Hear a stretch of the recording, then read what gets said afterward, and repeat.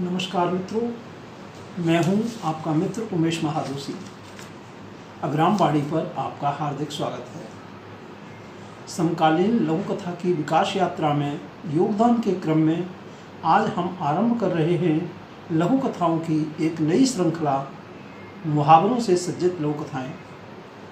इस श्रृंखला में उन लघु कथाओं को प्रस्तुत किया जा रहा है जिनमें किसी न किसी रूप में एक या अधिक मुहावरों का उपयोग किया गया है।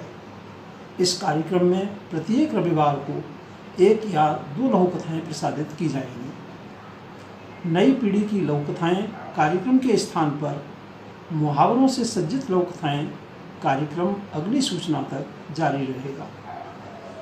यद्यपि इस श्रृंखला का प्रमुख उद्देश्य लघु कथा साहित्य में कहावतों और मुहावरों के उपयोग को रेखांकित एवं प्रोत्साहित करना है, तथापि हमारा प्रयास है कि मुहावरों से सज्जित लघु कथाएँ पूर्व श्रृंखलाओं की भांति सामान्य लघु कथा की विशिष्टताओं से संपन्न होने के साथ सामान्य पाठक की समझ एवं पसंद भी बन सकें। तो प्रस्तुत है कार्यक्रम मुहावरों से सज्जित लघु कथाएँ। आज की प्रस्तुति में शामिल है मुहावरों से सज्जित एक लघु कथा। श्री गोविंद भारद्वाज जी की इस लघु कथा गरीबी में आटा गीला का वाचन उमेश महादोशी यानी मेरे द्वारा किया जा रहा है।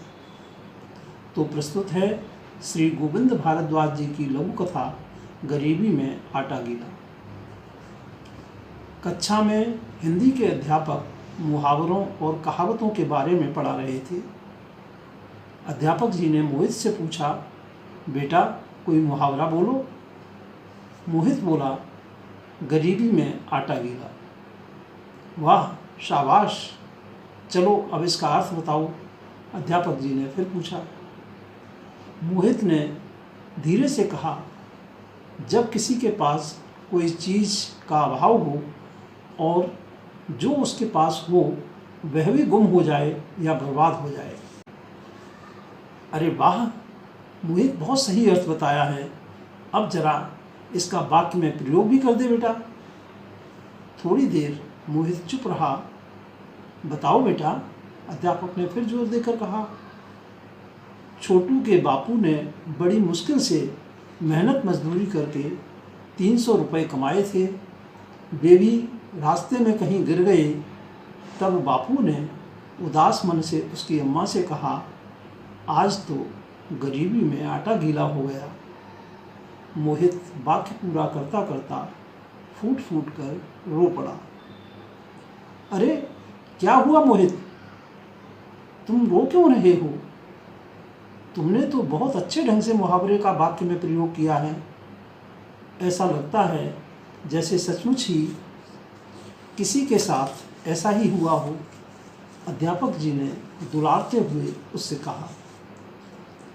उसी समय उसके एक दोस्त ने खड़े होकर कहा, सर ये वाकया सचमुच ही कल हुआ था मोहित के बापू के साथ। दरअसल मोहित का घर का नाम छोटू ही है। ये सुनकर अध्यापक जी की आंखें भी नम हो गईं। श्री गोविंद भारद्वाज जी की इस लघु कथा गरीबी में आटा गीला के साथ हम लेते हैं आपसे विदा। आगामी रविवार को फिर मिलेंगे। मुहावरों से सज्जित लघु कथाएँ कार्यक्रम की श्रृंखला को आगे बढ़ाने के लिए आप अपने नियमित योजनाओं में सफल हों, जीवन में भरपूर ऊर्जा और उत्साह से आनंदित रहें। हार्दिक शुभकामनाएँ। नमस्कार मित्रों।